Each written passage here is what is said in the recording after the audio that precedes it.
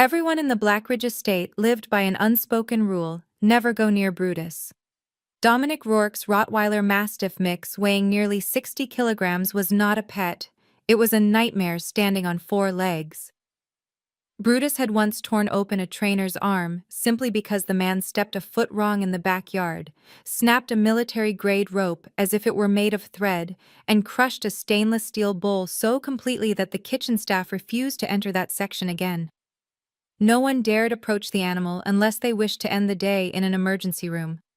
Even Dominic himself, the owner of the estate, a man who had commanded bloody operations overseas, a cold, controlled force who made arms dealers avert their eyes, kept his distance. That was why, on a quiet afternoon when a short circuit in the old security system caused the magnetic lock to fail, the door to the eastern courtyard drifted open, and an unfamiliar woman stepped into the forbidden zone. The entire estate seemed to stop breathing. Security cameras captured her slowing to a halt on the stone walkway, standing only a few yards from Brutus. The air thickened with a silence so suffocating it felt like pressure on the ribs. Brutus lifted his head from the shadowed patch where he lay, amber eyes glinting with a cold, predatory light. A low growl rose from deep within his chest, so deep it made the window panes tremble. The security team's hands went to their weapons. The butler shouted through the radio, ordering an immediate evacuation. But the woman did not back away. She did not scream. She did not turn to flee. She simply stood there, her brown hair pulled back neatly, her gaze steady on the creature every soul in that mansion feared. And then, in a moment that seemed to short-circuit the entire security system, she bowed her head slightly and whispered something no microphone could catch. Brutus stopped growling. One ear flicked. His stare remained sharp, but shifted into something that resembled confusion. Then the impossible unfolded. The beast everyone believed untamable rose and began walking toward her step by step, as though rediscovering a world it had long shut out. No one moved. Dominic stood on the second-floor balcony, hands gripping the granite railing so tightly his knuckles blanched. The man who had ordered covert missions, who had watched brothers in arms fall before his eyes, had never felt his heart race like this. The dog he himself could not control was approaching a stranger not to attack but to lower its scarred, heavy head gently into her waiting hand. What the woman did next left the entire estate stunned and peeled back a secret Dominic Rourke had buried so deeply that even he refused to look at it. If you are listening to this and feel something shift inside you, even just a little, take a second to subscribe to our channel, like and share this video so we can keep bringing you stories that stay with you long after the screen goes dark. And if you don't mind, would you tell me where you're watching from? Leave a comment below and let us know where in the world this story has reached you. We treasure every word you share. Brutus was unlike any dog anyone had known. He did not bark like other dogs. He growled with the rumble of a tank engine churning beneath the earth. His dark, coarse coat felt more like armor draped over a body so powerful that even the largest security guards kept their distance. His amber eyes did not merely glare. They assessed, calculated, dissected every tiny motion of anyone nearby as if waiting for a single mistake before striking. Brutus did not live like a dog. He existed like a weapon forged solely to destroy. Since the tragic accident 3 years ago, no one could claim they had ever truly gotten close to him. The first trainer lasted exactly 22 minutes. He entered the yard with a double-thick leather leash, a padded vest, bite-proof gloves, and the confidence of a man who had tamed hundreds of vicious dogs.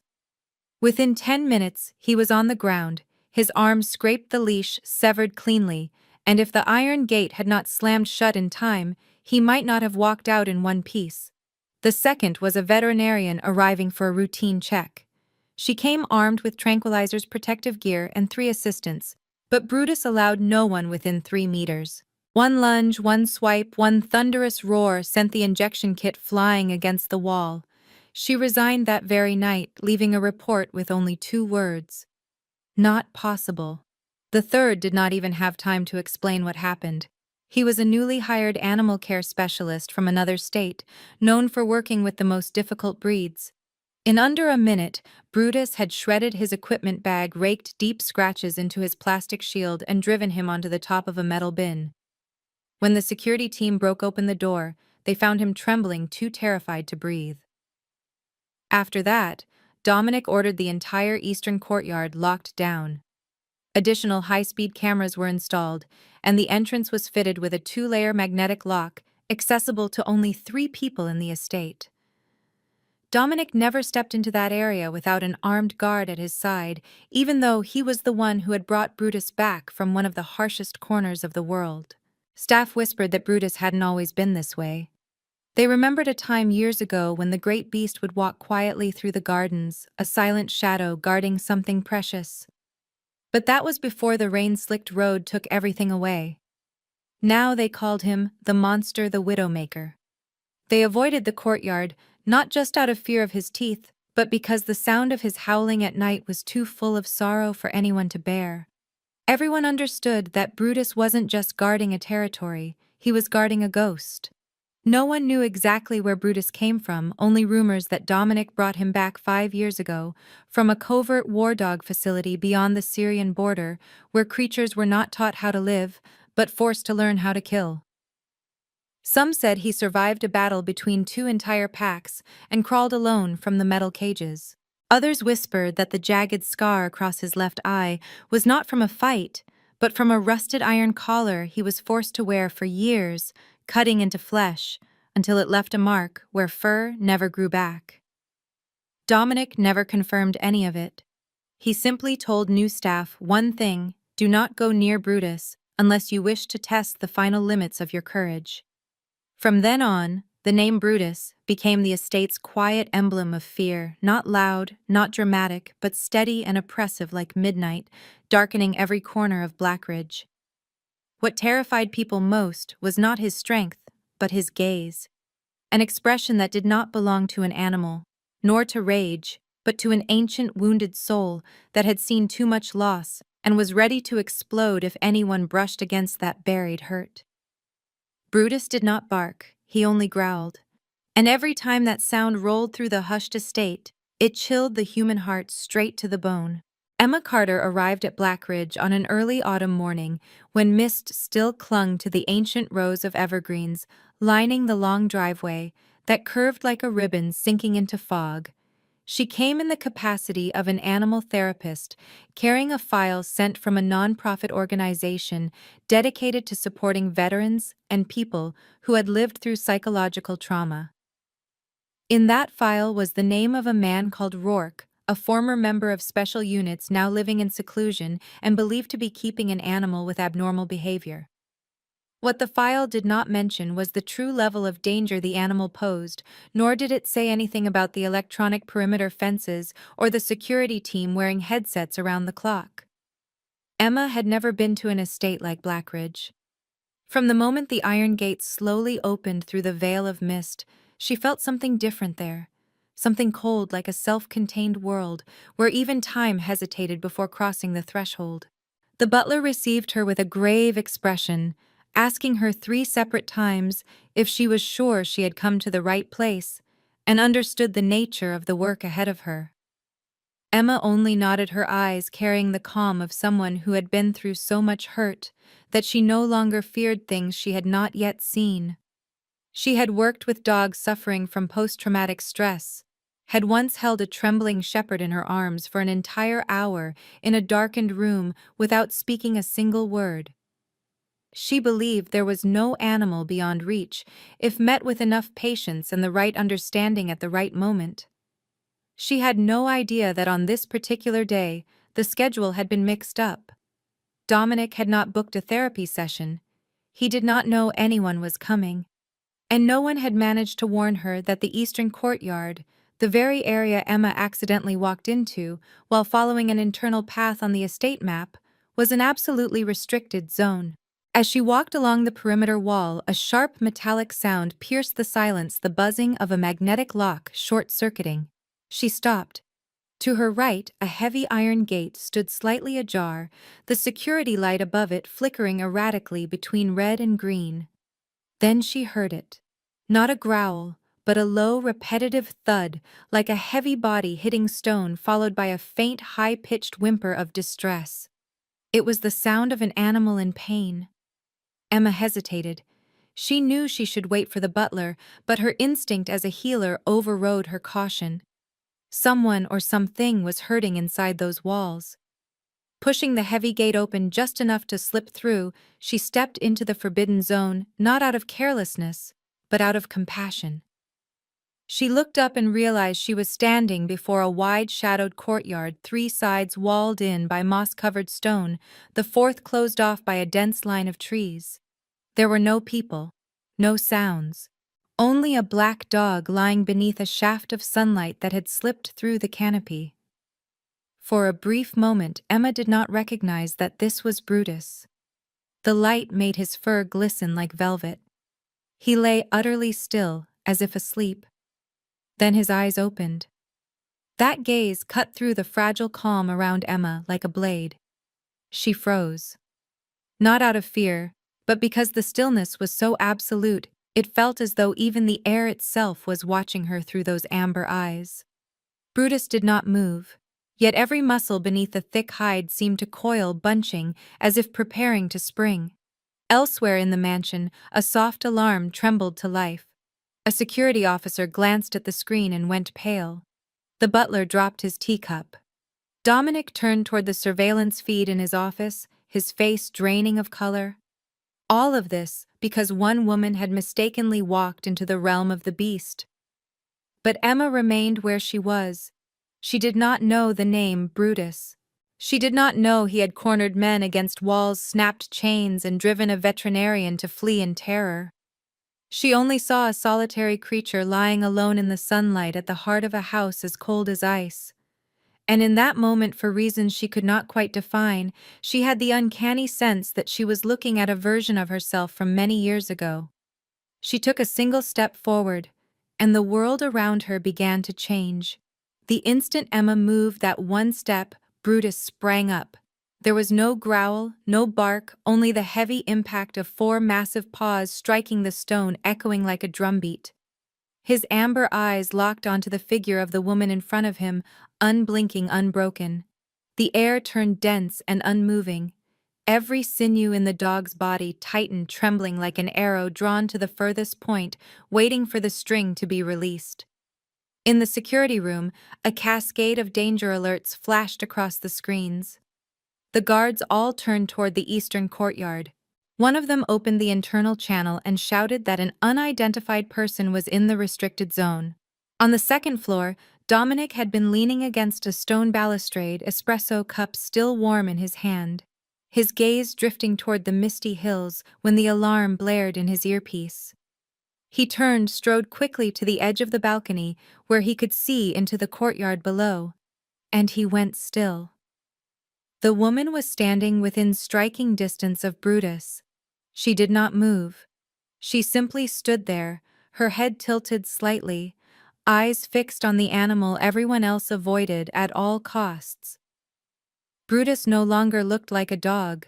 He was a wild creature, jolted awake from a nightmare body, rigid muzzle lifting just enough to bare the white of his teeth beneath rough black lips.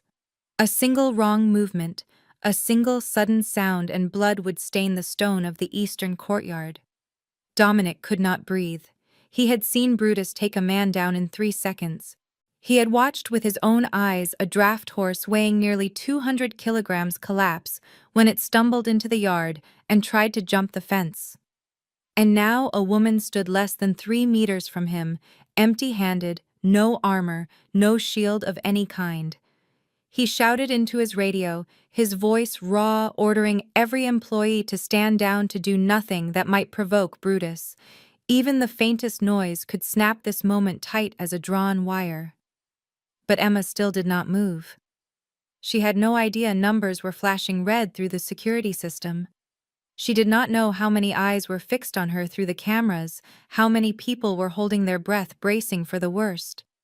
She only knew that in front of her stood a creature whose body had been torn apart by something larger than anger. She saw the scars crossing his neck, a patch of fur missing on his right shoulder. the web of marks along his muzzle, and in his eyes, not the cold of a predator, but the depth of a soul wounded to its core.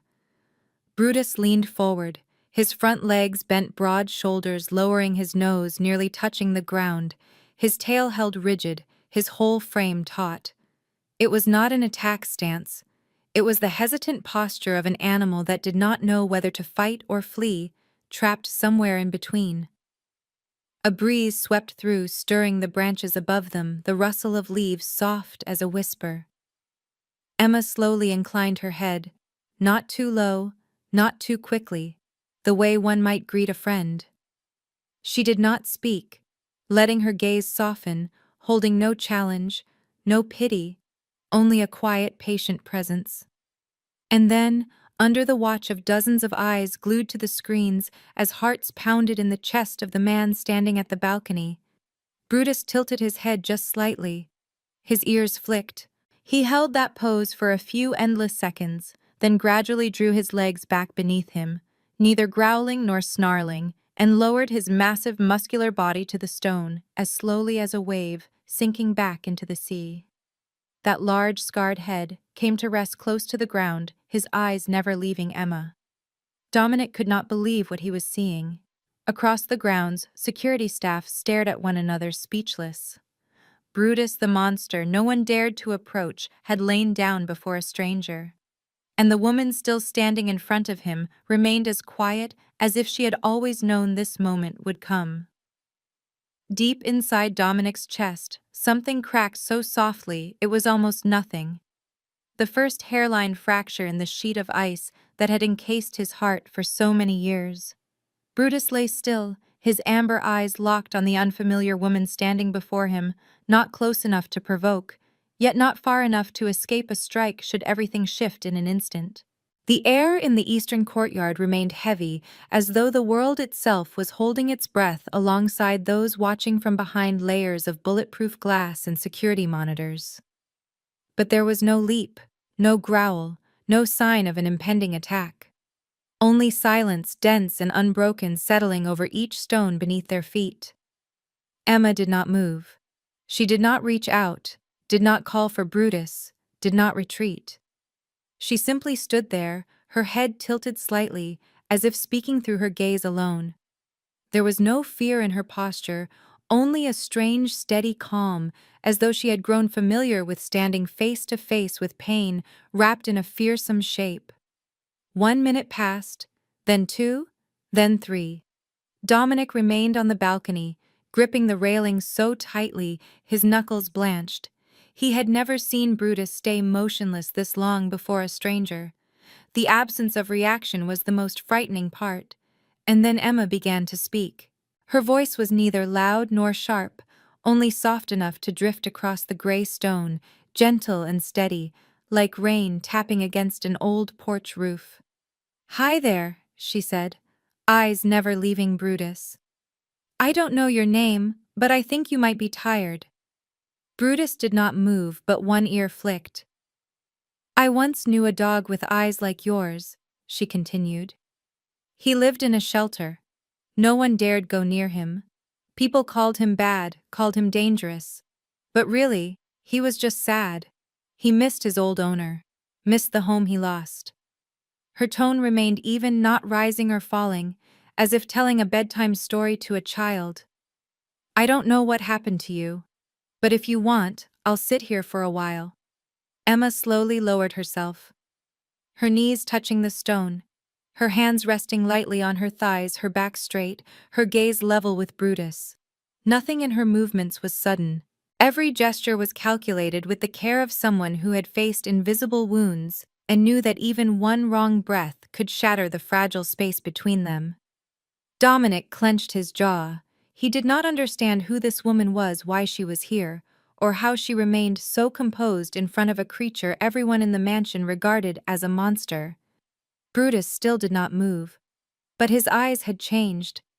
They no longer held the hard edge of a territorial guardian. Instead, there was a searching look, shaded with wariness, almost curiosity. Emma continued, her voice a whisper, light as a breeze. "I used to be lost too. Strange place, Strange people not knowing who to trust. And there was a dog who sat beside me. He didn't do anything, just sat. And that was enough to make me feel less alone. Silence stretched again. Then Brutus lifted his head slightly, shifting his weight as if adjusting his posture, yet never breaking eye contact with Emma.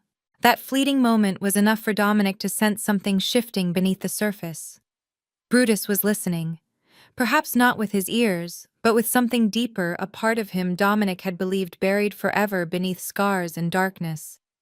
Somehow this woman had found the first crack in the wall the animal had built over the years.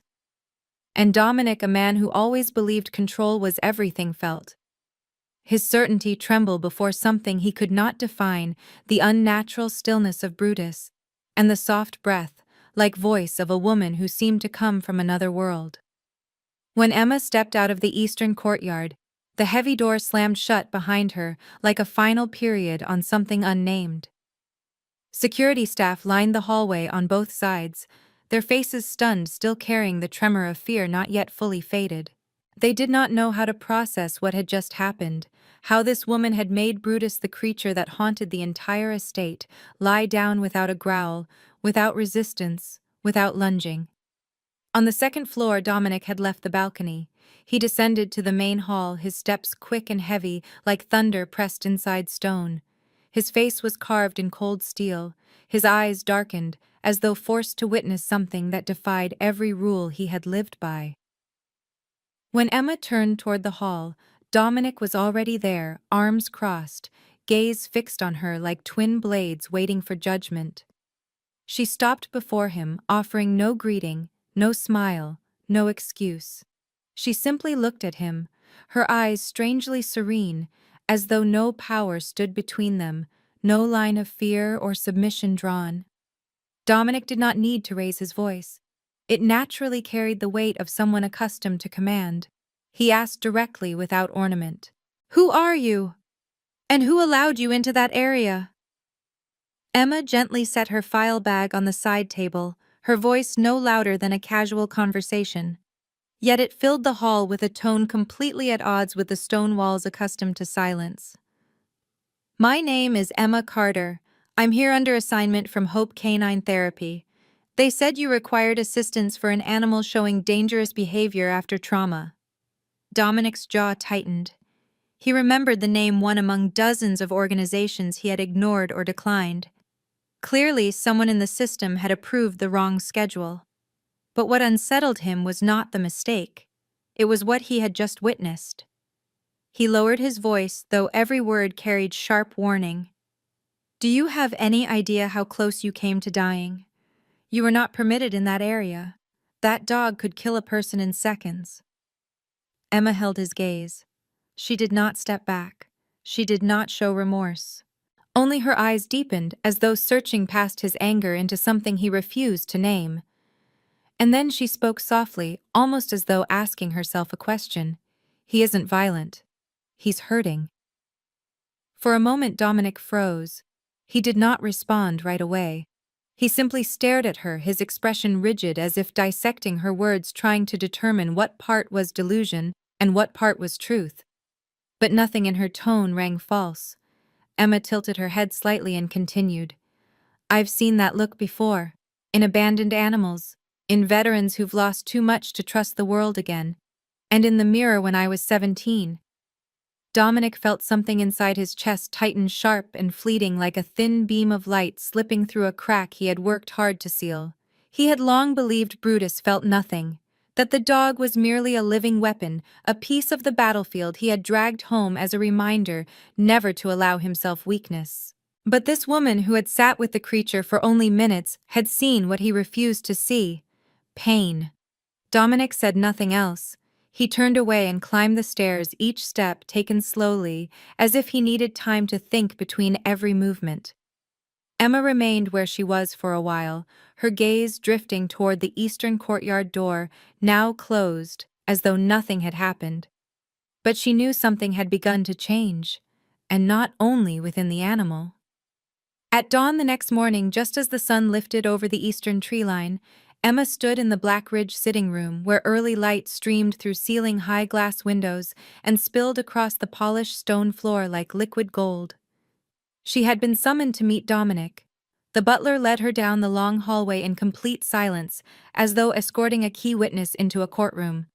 Dominic stood beside the fireplace, holding a cup of dense black coffee, his gaze fixed on the faint low flames still struggling to rise. He didn't turn when he heard footsteps, merely set the cup down on the stone table and spoke in a low voice. "You made a mess of everything." Emma did not argue.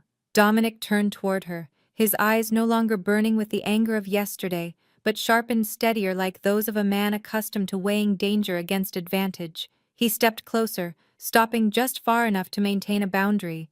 "How long did you sit with Brutus yesterday?" 11 minutes, Emma replied.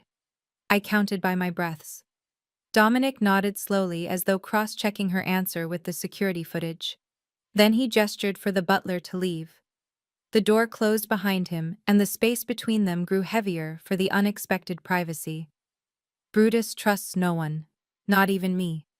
That dog is different. It's beyond instinct now. It reacts like a soldier abandoned on a battlefield." "What did you see in him that made you think you could touch him?" Emma did not answer immediately. She met his gaze, her voice gentle but not fragile. "I don't think I can touch him. But I think given time he might allow me near." Dominic said nothing. His mind offered him 100 reasons to send her away, to shut this risk down before it spiraled into something uncontrollable. But another part of him spoke louder, the memory of Brutus lowering his body, not growling, not striking. The look in the dog's eyes when it faced her. That had not been instinct. It had been choice. Dominic turned away, stepping toward the fireplace, his fingers brushing the small sculpture on the mantel, as if speaking to himself. "I don't believe in therapy. I believe in training in control, in boundaries. But there is one thing I cannot deny. Yesterday you crossed a boundary no one has ever crossed." He turned back to her, his eyes locking onto hers. "I'll give you 1 week. 7 days. No more than 2 hours each day.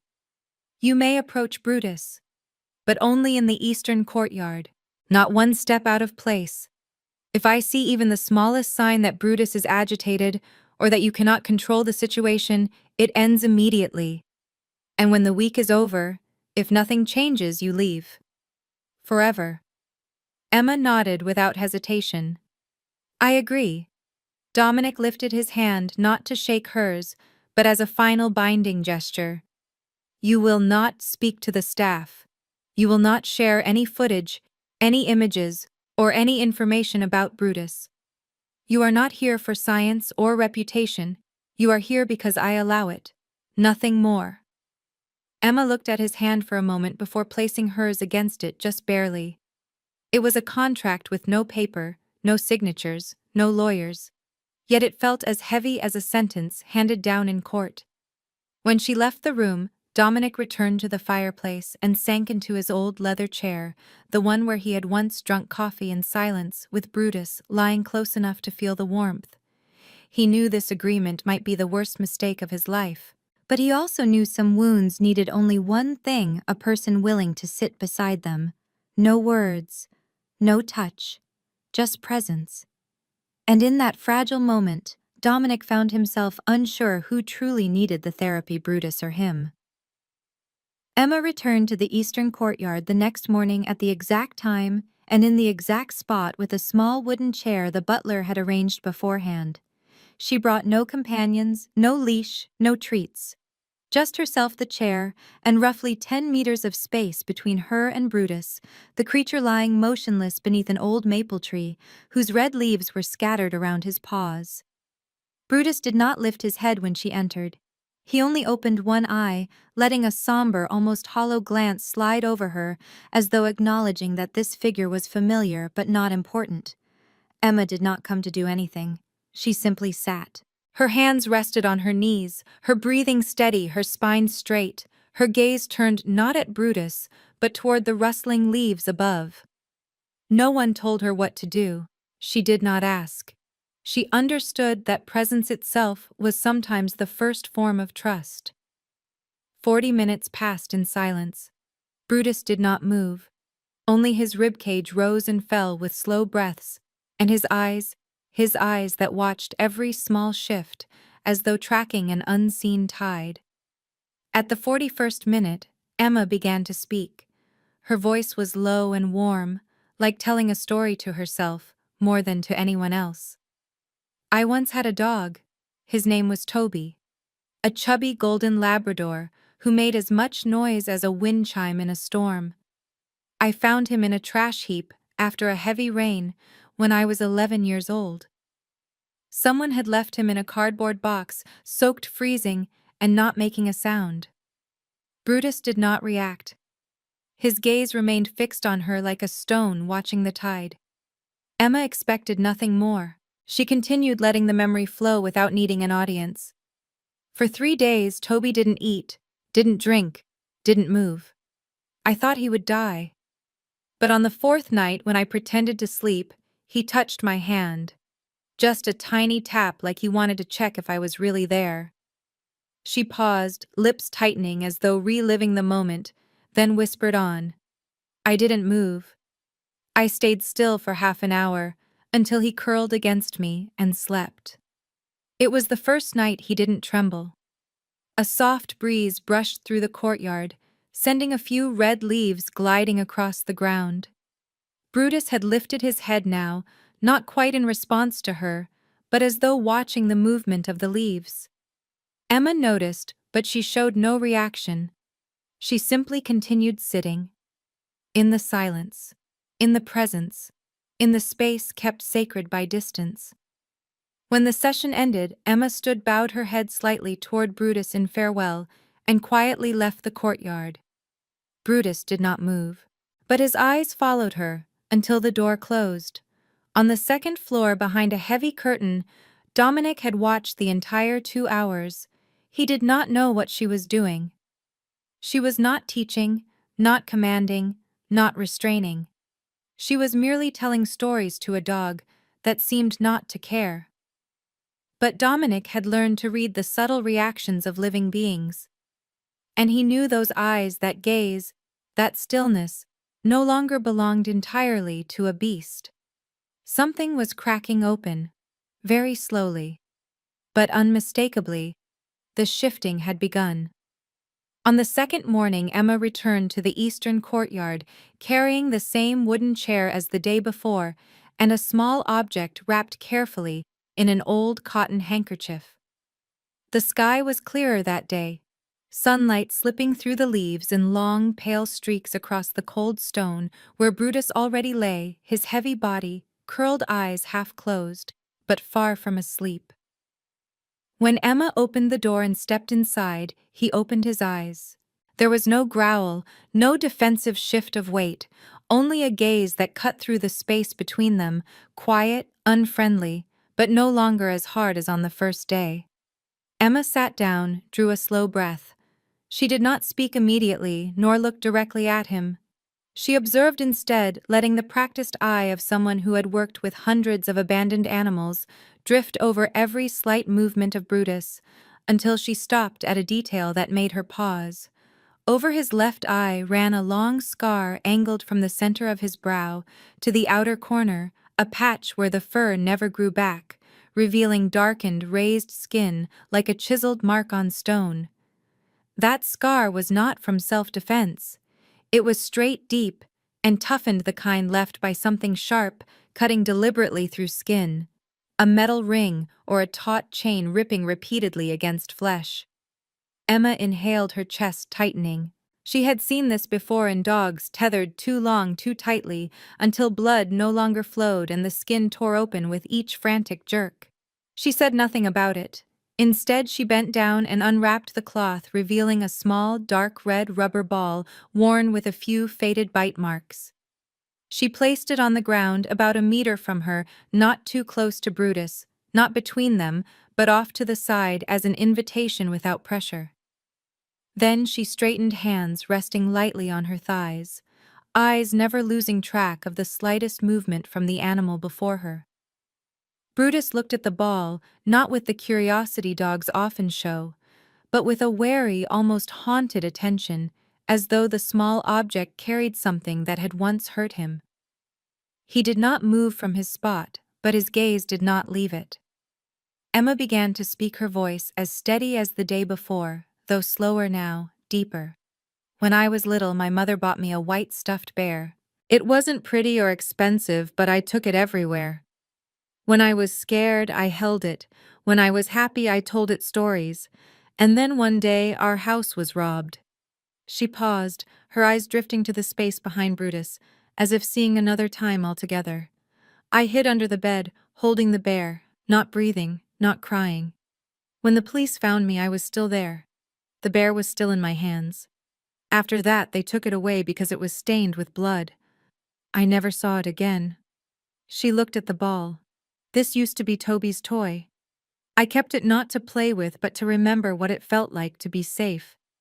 Sometimes something small can hold a very big memory. Brutus did not move, but his ear twitched slightly. Then a long, slow breath escaped him, longer than usual, as though a tightly pulled thread had loosened. Watching through the monitor, Dominic kept his eyes fixed on Emma, and the red ball, realizing that something was shifting not in the dog, but in the space between them. A subtle change, yet so clear that he could not look away. When the session ended, Emma stood, bowed her head as always, and left without picking up the ball. It remained there waiting. And Brutus, as the door closed behind her, still stared toward the spot where it lay, his expression no longer completely empty, as though a memory had brushed past and touched a place long buried.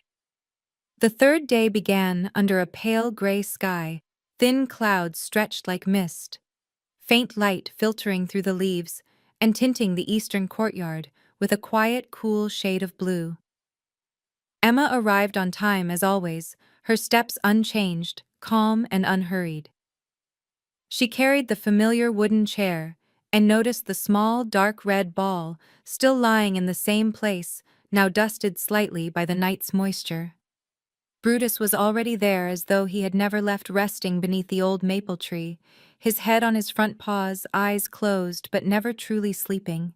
When the door shut behind Emma, one of his ears flicked and one eye opened, fixing on her without surprise, as if her presence had become a familiar part of the day. Emma did not walk toward him. She placed her chair down and sat slowly, exactly as before. But today she did not start with a story. She simply watched him, not directly, not intrusively, but with a quiet, patient, gentle attention. A breeze swept through, carrying the scent of dry grass and maple sap, lifting a few brittle leaves and letting them drift between them. Brutus shifted. Not dramatically, not suddenly, just a subtle forward press of his weight, his massive body easing a little closer. She noticed. Her heart thudded once hard, but her face remained calm. She did not praise him, did not speak, did not gesture. She simply accepted it as though it were the most natural thing in the world. Minutes passed. Brutus inched forward again, this time visibly. One front paw stretched farther ahead, his lower body sliding forward by half a step. The wind stilled. The world seemed to hold its breath. Emma stayed motionless, though she unconsciously clasped her hands a little tighter in her lap. Then Brutus surged forward once more, lifting his upper body, his weight shifting too fast, making that immense form tip forward for an instant. It was merely a balance adjustment, but to an untrained eye it looked like a sudden pounce. Emma startled. She could not stop the reflex, her shoulders tightened, her breath caught. But she did not stand. She did not retreat. Just one slow exhale and she regained control. Her eyes met his. He had stopped still, low to the ground, eyes wide now, neck stiff, waiting for her next reaction. Emma took a deep breath, then released it gently. "I'm sorry, you just surprised me a little," she said softly, voice low but steady enough to reach him. "It wasn't you. It was me. I'm still learning how not to be afraid." She remained exactly where she was. Brutus watched her for a moment longer, then huffed out a breath as though expelling the last tension left in his frame. His head lowered again, But he did not return to his original place. He settled in the new spot closer to the red ball, closer to Emma. She stayed another 30 minutes in that fragile silence, speaking no more, understanding that today words would have only gotten in the way. When she rose and bowed her head, Brutus watched her but did not move. In the surveillance room, Dominic stood before the screen, arms folded, his gaze dark. He had seen that forward lunge, and Emma's reflex. Anyone else would have bolted. But she hadn't. She had stayed, a small anchor in a rising storm. He exhaled very softly. Part of him did not want to believe it. But another part knew the truth. The beast had begun to change. And the force moving him was not chains, nor commands, nor punishment.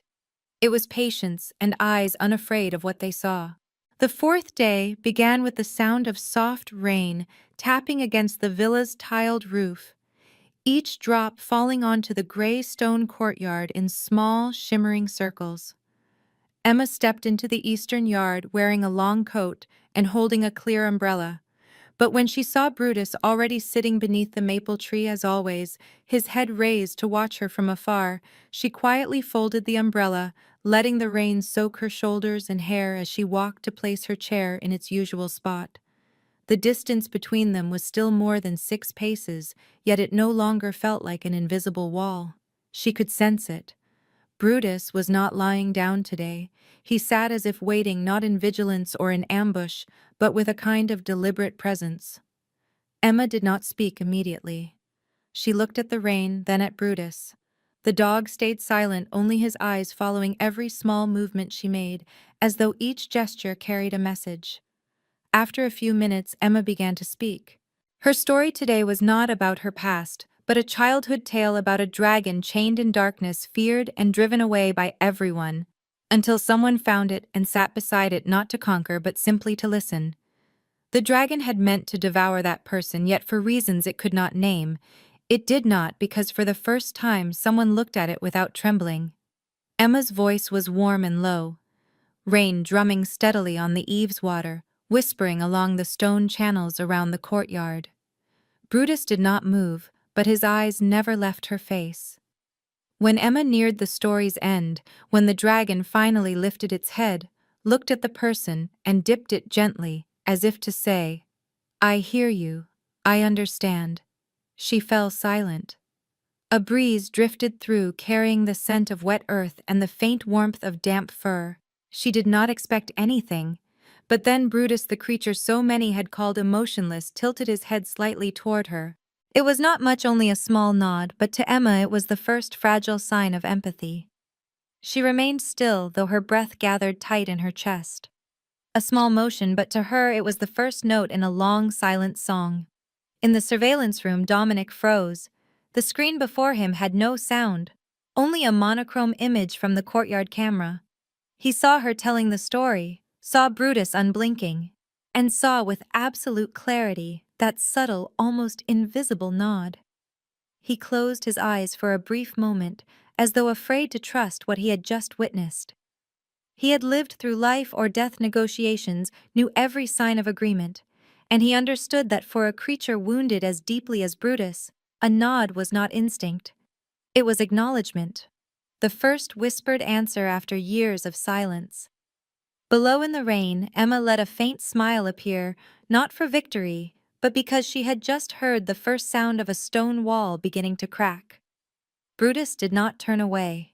He watched her, his gaze no longer weighted with the deep sorrow of the first day. When she rose, as always, she took nothing with her, but this time she left a soft phrase, unsure if he even heard. "Thank you for listening." She walked away into the rain. And Brutus, for the first time since entering this territory 3 years ago, did not watch her with the eyes of a sentinel, but with something that felt almost like waiting. Dominic Rourke stood motionless in the surveillance room, his eyes fixed on the black and white frame where the dog who had once terrified the entire estate had just tilted his head at a fairy tale. Brutus's slight nod did more than shake the household's perceptions. It reached down into a buried memory in Dominic's mind, a memory hidden beneath layers of classified files and blood-soaked nightmares. Years ago, long before he became the master of Blackridge and the silent force behind dealings no one dared to name, Dominic had been an undercover operative for the Central Intelligence Agency, assigned to intercontinental missions entangled with arms trafficking, narcotics, and even living creatures. One of the darkest assignments took him to Syria, where reports spoke of a training camp run by a covert network linked to extremist groups. The dogs there were not trained to protect. They were turned into living weapons: attack, on command, kill on reflex, no distinction in targets.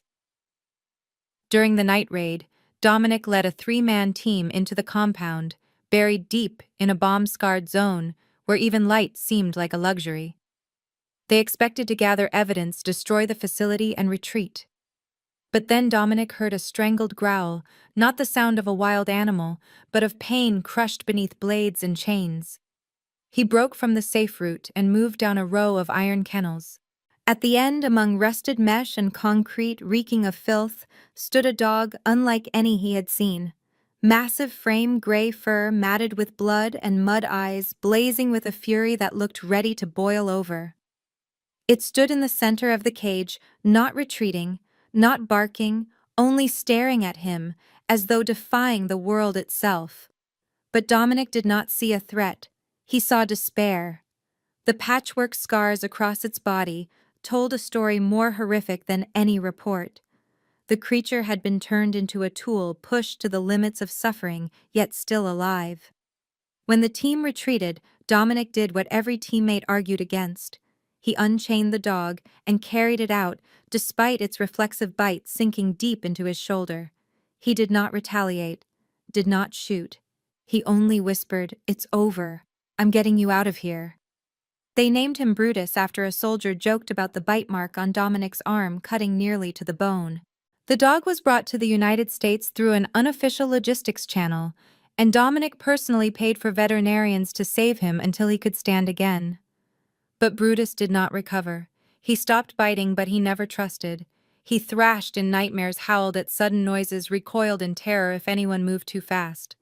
After leaving the CIA, Dominic brought him along not out of pity but out of debt. In Dominic's eyes, Brutus was not a monster. He was living proof of what the underground world could do to a pure soul if given enough time and violence. Dominic built Blackridge, not to hide, but to isolate Brutus, to protect him from the world, and protect the world from him. He tried everything: training, therapy, behavioral medicine, even neural signal protocols. Nothing could make Brutus trust humans again. Until this week, when a woman named Emma Carter walked into his life with eyes that held no command, no fear. Dominic watched the screen, now seeing the dog he once carried from hell tilt his head to a fairy tale. He felt himself again as the soldier standing before that blood-stained cage years ago. But this time he was not the one opening the door, and the one lifting the creature's head was not a command. It was a story, light as wind, repeating itself beneath the drumming rain, quietly breaking the chains that had bound its heart for all those years. Emma sat in the small sitting room behind the kitchen, where the warm amber glow of the overhead lamp fell across her hands, wrapped around a cup of tea that had long gone cold. Outside, the drizzle tapped softly against the window pane, each drop an uneven heartbeat, calling back pieces of a past she rarely allowed herself to touch. She didn't understand why today, after 4 days face-to-face with Brutus, her mind had carried her back there to the place where everything in her life had broken open. At 14, Emma watched her parents die in front of her during an armed robbery at a convenience store on the outskirts of Chicago. She never forgot the icy shock when her father's hand slipped out of hers, or the way her mother's scream vanished beneath the thunder of gunfire and the flashing lights of the patrol cars that arrived too late. Emma survived, but only her body. The rest of her drifted into a silent void for months. Doctors called it post-traumatic depression paired with severe anxiety. She didn't speak, didn't eat, didn't engage. She sat in her room, staring at blank walls with empty eyes that looked through everything and everyone. Therapy did nothing.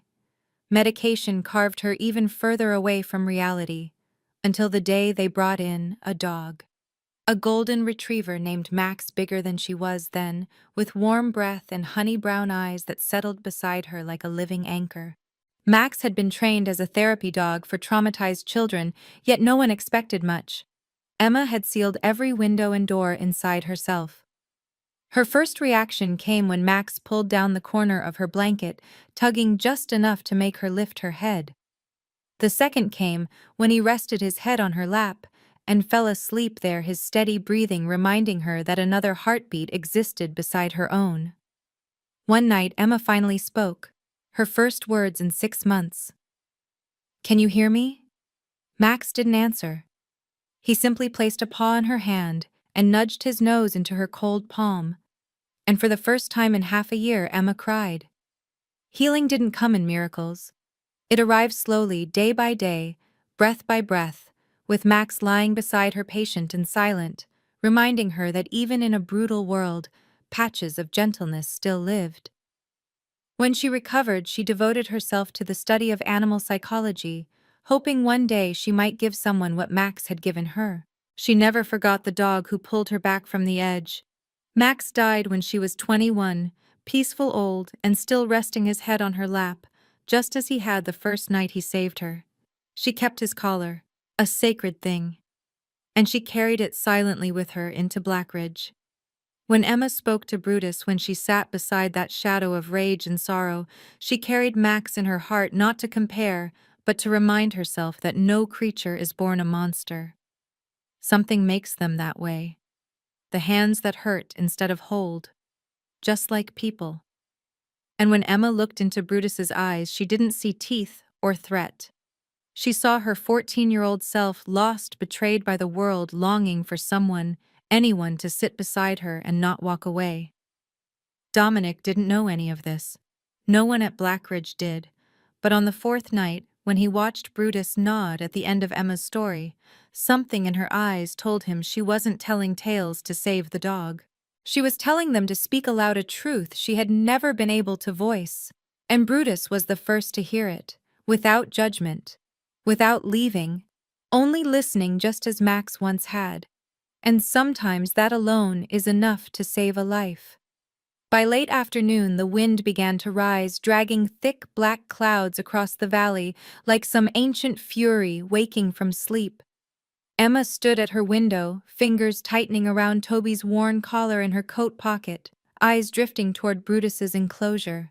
Storms always stirred something in her, a strange intuition, as though bad weather awakened the buried terror inside creatures who had lived through hell. And tonight, that feeling clung to her like a shadow. The first crack of thunder split the sky just as Dominic sat in his office staring at financial charts he couldn't focus on. Lightning tore through the clouds, lighting the forest for one stark second. Then the howl came, a long, fractured cry from the eastern wing. Dominic froze. He had never heard Brutus make that sound. Not a warning growl, not the beginning of an attack. It was terror. Pure primal terror. Emma heard it too. She ran from her room like a streak of wind, ignoring the rain lashing down, ignoring the rule that no one was allowed near Brutus after 9 at night. The storm ripped at the awnings, rain stung her face, but she didn't slow. At the enclosure door, she found Brutus in a frenzy, not attacking, not breaking out, but spinning in circles, slamming his head into the wall, claws scraping concrete as though fighting memories only he could see. His eyes were not fierce. They were clouded with panic. Emma opened the door without hesitation. Thunder cracked overhead. Brutus jerked toward her, teeth, bared eyes blood red in the flash of lightning. But then another bolt lit the room, and instead of lunging, he crumpled inward, whimpering like a frightened pup. Emma dropped to her knees, arms open, voice trembling but steady. "It's okay, Brutus. It's okay. I'm here." His breathing was frantic, dragging from the depths of panic. He hesitated 1 second too, then stumbled toward her. His paws skidded on the wet floor, but still he moved closer. She didn't flinch. She let his massive head press into her shoulder before she gently placed her hand on his neck, feeling every tremor ripple through him. Then she wrapped her arms around him, not the way a person hugs their pet, but the way two survivors meet in the ruins of shared memory, the way one soul saves another because someone once saved them. Outside the wind screamed, and lightning shook the earth, but inside the enclosure a fragile peace settled, one that only the broken truly recognize. Dominic arrived moments later when the security system detected the open door.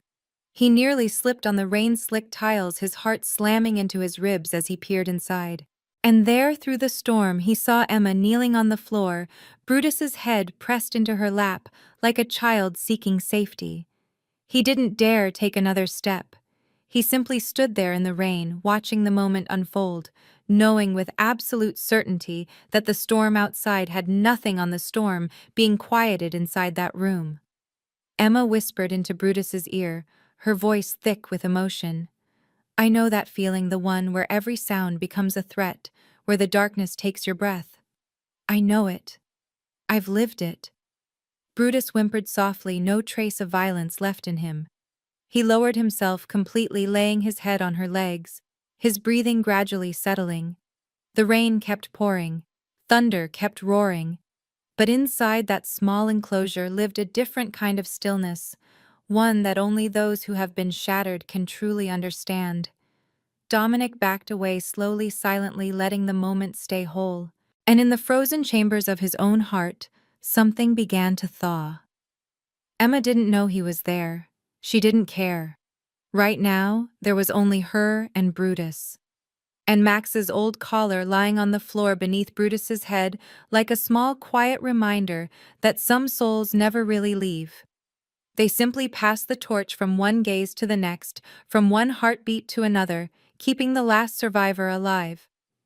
The rain had not yet stopped when Emma stepped out of Brutus's enclosure, her clothes clinging to her skin, soaked through her hair, plastered to her forehead, yet her eyes shone brighter than they ever had. Brutus no longer growled or whimpered. He simply lay inside his head, resting on the old collar, as if he understood that tonight what he needed was not shelter, but a heart gentle enough to stand with him through the storm of memory. Dominic waited for her beneath the shed's overhang, his leather jacket, drenched hands buried in his pockets, as though to hide the slight tremor in his fingers. When she reached him, he said nothing, only motioned for her to follow. They walked into a small room behind the main house where a fire had been lit against the cold. Dominic poured her a small glass of brandy and slid it toward her without meeting her eyes. Emma sat across from him in silence. Only the sound of crackling wood and raindrops tapping against the metal roof filled the space. A long time passed before Dominic spoke, his voice rough and low, as if each word had been pulled from a wound that had stayed closed far too long. "You know, he used to be gentle like that with someone." Emma looked up, her eyes meeting his deep, cavernous gaze. "A little girl," he said. "I adopted her when she was 9. She'd been abandoned during a drug raid on the Colombian border. No one wanted her, and I'd just come off a mission. I suppose I brought her home as an excuse to hold on to something that wasn't stained with blood. Her name was Lily. Brown eyes, wild hair, always asking questions that stopped me cold. And strangely enough, despite everything she'd seen, she was never afraid of Brutus. Even when he was a nightmare, the real kind." He paused for breath. "Brutus once tore through a guard's arm at that training camp just because the man shouted too loudly. But when Lily walked in, he went still. He let her touch his ears, his neck, even the places covered in scars. No one could understand why. And now, I don't understand why he let you hold him in that panic the way he did." Dominic reached into his wallet and slid an old photograph toward her. Emma lifted it with trembling fingers. The picture showed a small girl laughing, her arms wrapped around a younger Brutus. The girl's eyes looked eerily like Emma's. Not the shape, but something deeper. Something only those who had once been lost could recognize in each other. "She's gone," Dominic said, the words fracturing in the quiet room. "3 years ago, A car accident in the rain. Brutus was in the back seat with her. He always was. When the car flipped, I was thrown clear, but Lily, she was trapped. Dominic looked away, his jaw tightening. Brutus didn't have a scratch on him because he had wrapped his body around her. He shielded her from the impact, but he couldn't save her life. When the paramedics tried to take her body away, it took 4 men to pull him off her. That was the moment he broke. He didn't just go mad, Emma. He decided that if he couldn't protect the only thing he loved, then the whole world was an enemy. He hasn't let anyone touch him since the moment they took her away. Until you. I didn't abandon him, but I couldn't get close either. Looking at him was like looking at her. At my failure. Every time he howled at night, I kept thinking, it should have been me. Emma held the photograph, her hand shaking slightly. She said nothing, but something rose quietly inside her, an inexplicable feeling, as if fate had drawn a strange circle around her life and placed her here in this house, at this precise moment. Dominic studied her for a long time, then exhaled. For the first time since she had arrived, his gaze softened, shedding its armor of command and suspicion. You remind me of her. Not just in how you look, in how you talk. The way you look at Brutus. The way you sit quietly beside him, as if you know exactly what he's fighting. I don't know what to call it. Coincidence. Fate. But I see it. And so does he. Emma set the photograph down and looked up, her voice soft as wind slipping through a cracked door. There are connections we don't need to explain. They just happen. And when they do, they heal more than words ever could. Dominic held her gaze for a long-waited moment. Then he nodded, slowly, gently, like a confession finally granted forgiveness. Outside the rain still fell, but in the small room where 2 people carried hearts full of fractures, the air no longer felt heavy. And somewhere near the wooden enclosure in the east wing, Brutus lay quietly with his eyes closed, no longer crying out into the storm, as if he finally understood that his pain had never been a sin, only a wound no one had touched the right way. Until tonight. After that storm-laden night, the Rourke estate seemed to slip into a different orbit, quietly, but unmistakably. The next morning, before sunlight reached the treetops in the eastern garden, one of the house staff gasped when she saw Emma descending from the 3rd-floor staircase with a cup of tea in hand. And following her step by heavy step was Brutus. No leash. No muzzle, no guard hovering nearby. The same dog who once nearly tore off the arm of the estate's strongest security officer now walked beside a slender woman, as though he were her shadow. And Emma showed no fear. She didn't look back, didn't give orders. She simply walked steady, unhurried, and Brutus followed, calm, silent, loyal. In the dining room, when she sat down at the guest table, Brutus settled beneath her chair, head resting on his paws, eyes half closed as if guarding a dream. Maria, the longtime cook, nearly dropped a plate of eggs. A young guard reached for his gun out of reflex, but Dominic raised a hand from across the room, his expression so composed it struck fear in those watching. Brutus behaved. He didn't bark, didn't growl. When Emma reached down and scratched behind his left ear, he even let out a soft huff and curled his leg like a spoiled house pet. Every gaze in the room fixed on them as though witnessing something that defied the laws of the world they knew. Rumors spread quickly. Some whispered that Emma was a beast whisperer. Others insisted she must have sedated him, but the only person who understood what was truly happening stood on the upstairs balcony, arms crossed, watching with eyes that no longer looked cold, but heavy with something beginning to grow.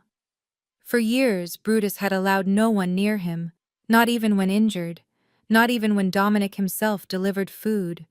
The dog had been broken, reshaped into a living weapon built to protect, to attack, and capable of trust. But now, whenever Emma left a room, Brutus followed. When she read outside, he lay beneath the tree beside her. When she placed her hand on one of the scars on his neck, he tilted his head, not to retreat, but to allow it.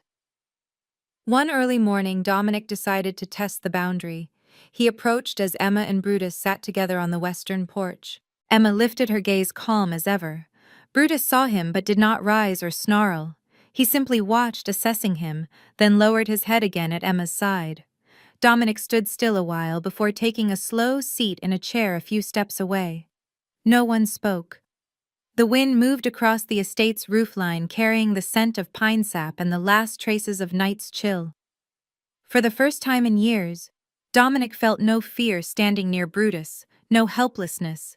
Instead, he felt something else, something tender and aching, like the feeling he got when he lingered too long on Lily's photograph. There was nothing left to control, only something left to protect.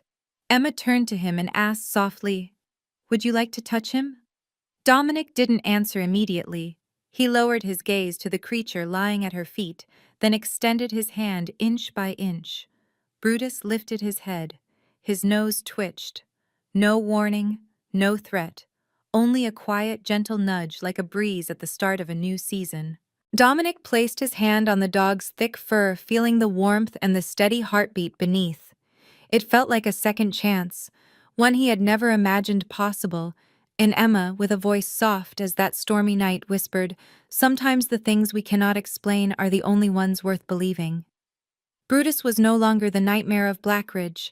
From that night onward, he became proof of a quiet miracle no one dared to name, but everyone felt forgiveness. Not spoken aloud, but given in the slight nod of a creature once betrayed by humans. And in the slow, steady footsteps of a woman who had once been swallowed by darkness, now leading another wounded soul back toward the light. One late afternoon, the house was unusually quiet. Dominic had gone into the city for a rare meeting. Emma was walking down the West Wing hallway when she noticed Brutus stop in front of a heavy mahogany door that was always kept locked, Dominic's private study. Today, however, the door was slightly ajar. A draft must have pushed it open. Before Emma could call him back, Brutus pushed the door with his nose and walked inside, his tail wagging slowly. Emma hesitated. She knew this room was strictly off-limits, but she couldn't leave Brutus in there alone. She stepped inside, intending to grab his collar and leave immediately. The room smelled of old leather, cigar smoke, and memories. Brutus sat down next to the massive oak desk, resting his chin on the chair Dominic usually occupied. Emma walked over to the desk to guide the dog away, but her eyes were drawn to a solitary open folder lying in the center of the dark wood, illuminated by the dying light of the sunset. It wasn't dusty or forgotten. It looked recently handled. Next to it was a half-empty glass of scotch. Curiosity warred with respect, but the photograph clipped to the top page stopped her breath. It wasn't a tactical map or a weapon schematic. It was a grainy black-and-white picture of a child. The first page bore a title, "Classified Data Refugee Children from the Syria Withdrawal Operation of the year 2002. Beneath it was a long list of names without surnames, only birth years and locations where they had been found. Emma's eyes stopped at the 13th line. Name, Emma Carter. Age 5. Mother, Sarah Carter. U.S. medical volunteer confirmed deceased in action. Location found. Sector 4 ruins, outskirts of Aleppo. Personal effects. One small silver bracelet engraved with the inscription, "My Hope," found on the mother and secured onto the child's wrist by the extraction team leader prior to evacuation. Status transferred to next of kin. Grandparents in Chicago under witness protection protocols. Emma froze. She remembered that bracelet. It had been found with her after the robbery. She had been told she was born and raised in Chicago. But this file, that bracelet, and the faint scar at the back of her neck, one she had never known the origin of, began to align into a terrifying portrait of a past that had never been spoken aloud. She flipped to the next pages. They contained first aid reports describing a child rescued at the same time as a group of wounded women, several of whom did not survive. There were black and white images taken from military cameras, blurry and grainy. Yet in one of them she recognized her own eyes staring into the lens, her face streaked with dust and blood, clutching a small, injured dog. No one had ever mentioned that dog. No one had ever recorded its name. But Emma remembered. Even though she had been so young, she remembered not crying, only holding tightly to the one living creature beside her. In another corner of the file, a page noted, Agent Rourke directed emergency evacuation, prioritizing the rescue of women and children in the conflict zone. Rourke. Dominic. Her fingers gripped the metal edge of the table as her heartbeat tumbled wildly. He had been there. He had not only rescued Brutus, he might have been the man who carried her out of the rubble of a town swallowed by war. Her entire life she had believed she was an American child, the victim of a robbery. Yet her true past had been buried beneath paperwork and memories someone had chosen to conceal. Now, as the truth flickered into view, she did not know what she was supposed to feel. Trembling anger or gratitude for the simple fact that someone on that night of darkness had chosen not to turn away. She closed the file, her pulse still racing, like the faint tapping of a memory that had never fully returned. Something was becoming clearer than ever. A fragile, yet undeniable thread linked her to Brutus, to Dominic, and to that distant land where she had lost everything except her life. And that life was now pulling her backward, urging her to seek the answers to who she truly was. Under the soft golden light of Dominic's study, Emma stood in silence before his large wooden desk, her hands trembling around the old file, while Dominic Rourke sat motionless behind it, his eyes fixed on the one page she had set in front of him. The blurred black-and-white photograph captured by a tactical camera showed a little girl covered in soot and fear clutching a small skinny dog in the ruins. Her gaze, though shadowed by terror, held something indescribable. It was not fear, it was a hollow emptiness. Dominic tightened his hold on the picture, his eyes flickering with memories breaking loose like shards of long-buried glass. He rose abruptly, walked to the shelf behind him, and pulled down a wooden box secured with a brass latch. He said nothing as he unlocked it and removed a thin stack of documents so old that the edges had worn away. He flipped through them quickly as if searching for a breath he had lost years ago. Then he stopped at one photograph. A child wrapped in a military blanket, her hands smeared with blood held in the arms of a man in uniform, the other arm supporting a small unconscious dog. The man's face was only partially visible, but it was unmistakably Dominic. He froze, eyes wide, the entire room sinking into a strange stillness. He lifted his gaze to Emma, and this time his look was not that of the master of Blackridge Estate, but of a man who had just collided with a past he thought had been erased. My God! Dominic stepped back, as if struck in the chest. It was you. It really was you. Emma said nothing, only nodded faintly, her throat tightening. I carried you, he whispered. I remember now. A little girl whose eyes held no expression at all. I thought you wouldn't make it. But you didn't cry. Not once. You just held that dog and stared at me as if asking why everything had vanished. He stepped closer, studying her face, the soft gray eyes that still carried the quiet weight of a life lived in fragments. I remember that bracelet, he whispered, his voice cracking under the weight of a 20-year-old memory. Because I was the one who put it on you. He stepped closer, his eyes dark with pain. Your mother. She tried to shield you until the very end. When I found you in the rubble, she was gone. That bracelet had slipped from her hand. I picked it up, clasped it onto your tiny wrist, and made a promise to her. I told her that even though I couldn't save her, I would get her hope home safely. You didn't cry.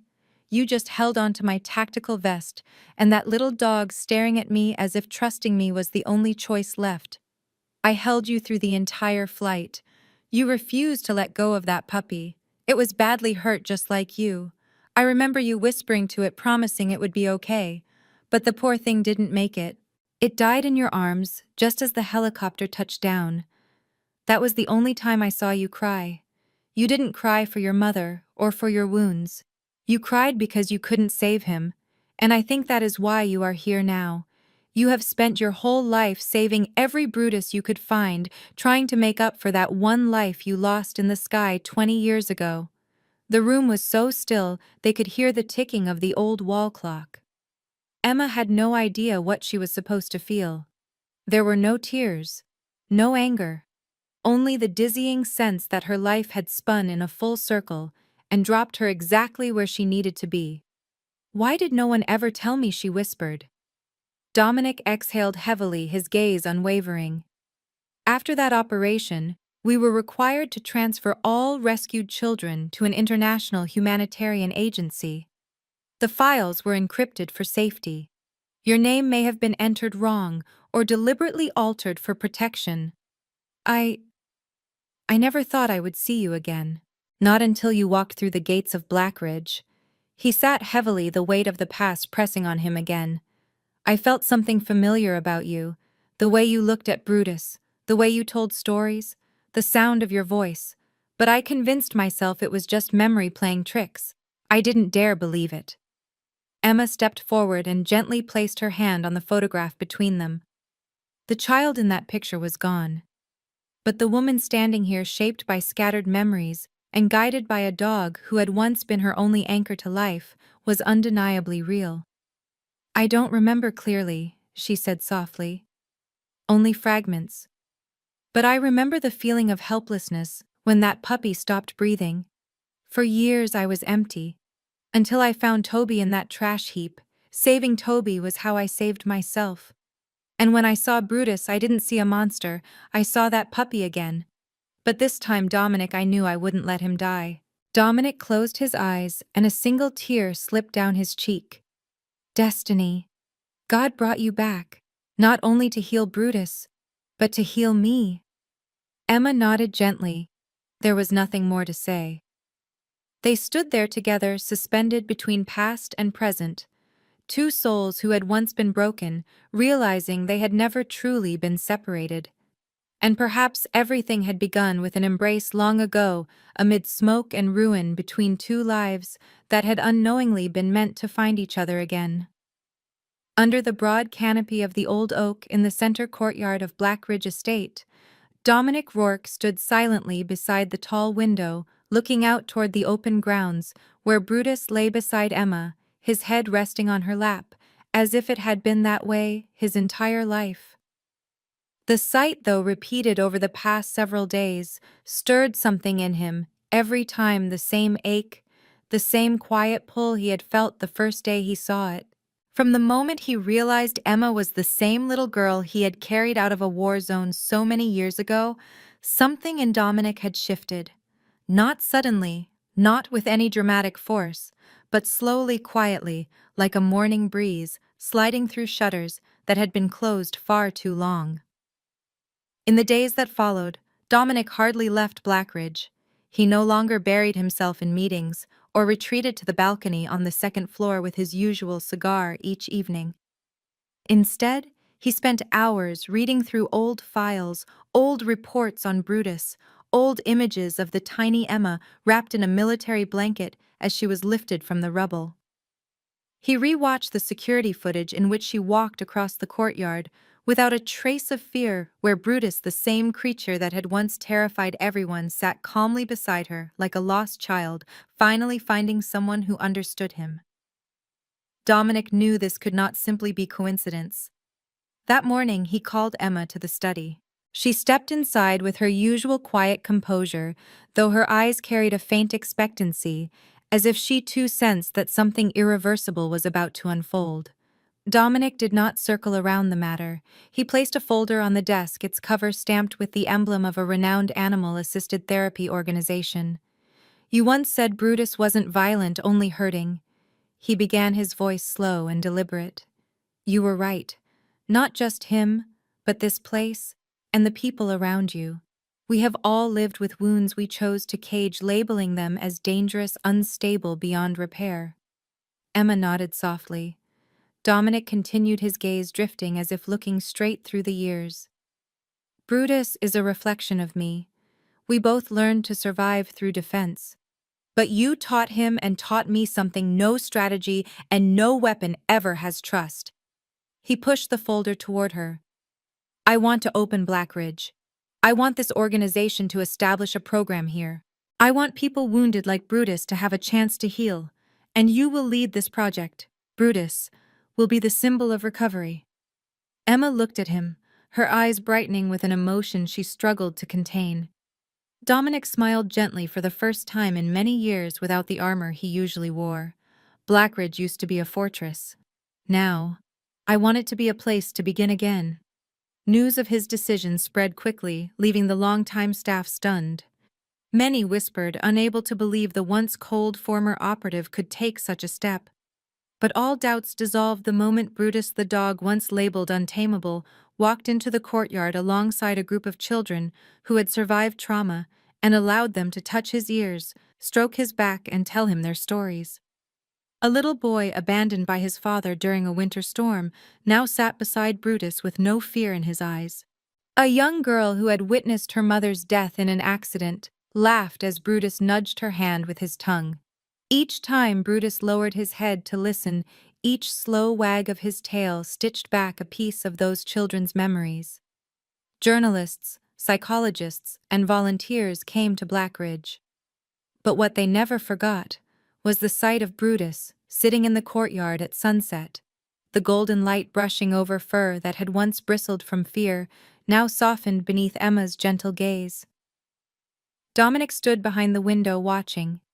He needed no praise, no headlines, no applause. He only needed to know that after so many years of shadows, this place was finally breathing again. And with a quiet nod to himself, he understood he had opened a door he once believed could never be opened. A door leading toward renewal. When dusk settled over Blackridge, the last light of day spilled across the lawn like an amber blanket gently covering every scar of the past. Emma sat beneath the oak, her back resting against the trunk, her soft brown hair stirring in the evening breeze. Beside her, Brutus lay peacefully, his head against her leg, his breathing slow and steady. There was no trace of fury in him now, no red-tinged eyes from the strain of old nightmares, no growl reverberating through the halls of the estate. In its place was a quiet stillness, a kind of peace only those who have known deep pain can ever truly reach. Emma stroked the top of his head, feeling each warm breath drift through the thin fabric of her dress.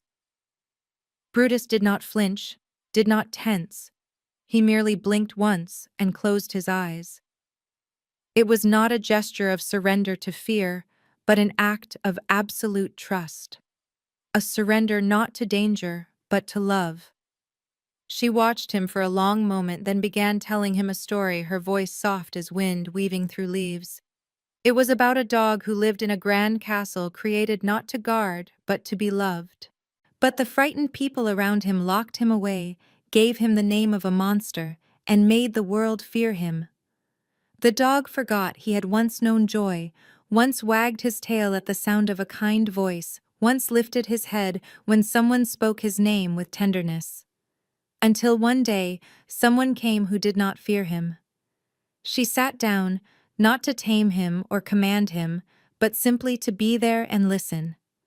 And the dog opened his heart, not because he was forced to, but because his heart had finally been touched with love.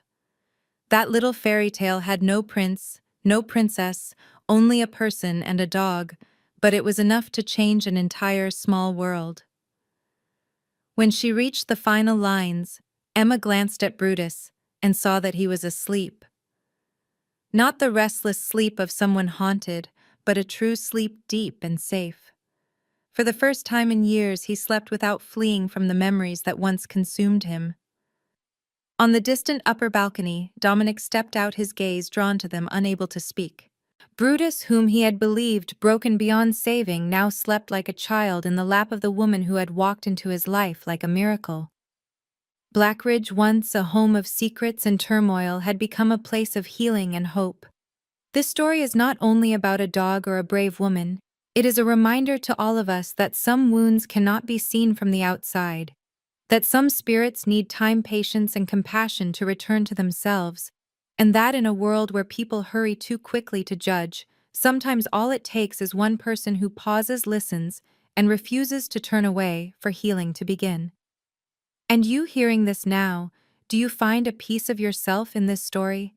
Has someone in your life ever been like Brutus, crying out in silence because no one understood? Have you ever been like Emma, courageous enough to love something others warned you to avoid? We would love to hear your feelings in the comments below. Share your story, even a small one, because you never know whose heart it may warm. Do not forget to subscribe to our channel so you will not miss the stories that touch the heart every day.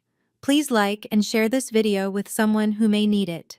Thank you for walking with us to the end of this journey. We wish you good health and a peaceful, fulfilling life each day. Goodbye, and see you in the next video.